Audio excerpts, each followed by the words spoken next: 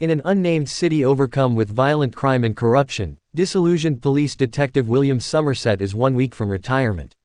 He is partnered with David Mills, a young, short-tempered, idealistic detective who recently relocated to the city with his wife, Tracy.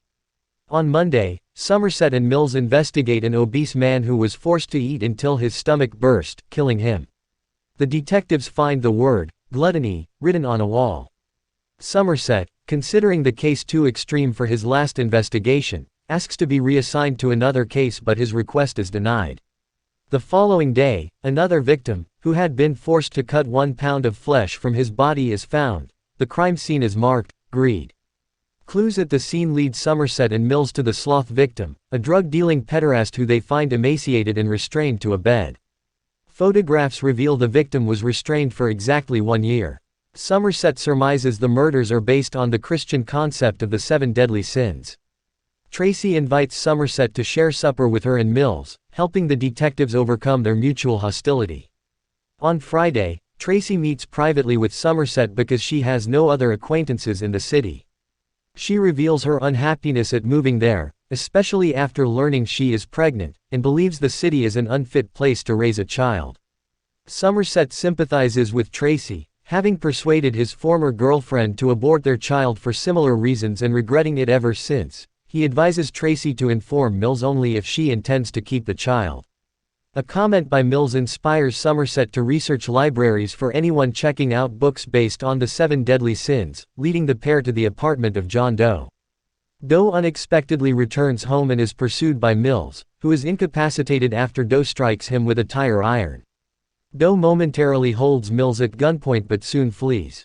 The police investigate Doe's apartment, finding a large amount of cash, hundreds of notebooks revealing Doe's psychopathy, and photographs of some of his victims. The cache includes images of Somerset and Mills by a person they believed was an intrusive journalist at the sloth crime scene. Doe calls the apartment and speaks of his admiration for Mills. On Saturday, Somerset and Mills investigate the 4th victim, Lust, a prostitute who has been raped with a custom-made, bladed strap-on by a man held at gunpoint. The following day, the Pride victim is found. She is a model whom Doe facially disfigured and died by suicide rather than live without her beauty. As Somerset and Mills return to the police station, Doe arrives and surrenders himself. He threatens to plead insanity at his trial, potentially escaping punishment, unless Mills and Somerset escort him to an undisclosed location where they will find the Envy and Wrath victims. During the drive, Doe says he believes God has chosen him to send a message about the ubiquity of, and apathy toward, sin. Doe has no remorse for his victims, believing the shocking murders will force society to pay him attention. Doe leads the detectives to a remote location, where a delivery van approaches. Somerset intercepts the vehicle, whose driver was instructed to deliver to Mills a package at this specific time.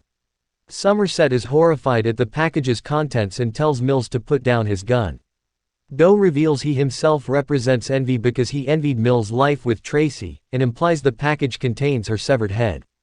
He urges Mills to become Wrath, telling him Tracy begged for her life and that of her unborn child, and takes pleasure in realizing Mills was unaware of the pregnancy. Despite Somerset's pleas, Mills, distraught and enraged, shoots Doe dead, completing Doe's plan. Police remove the catatonic Mills, and Somerset tells his captain he will be around. Somerset says in voiceover, Ernest Hemingway once wrote, "The world is a fine place, and worth fighting for." I agree with the second part. As we wrap up our journey into 7, I encourage you to experience this masterpiece if you haven't already. It's a film that challenges, disturbs, and leaves an indelible mark. If you enjoyed this deep dive, don't forget to give it a thumbs up and share your thoughts in the comments below. Thanks for joining us on Movies Capped, and until next time, stay curious and keep exploring the world of cinema. See you in the next video.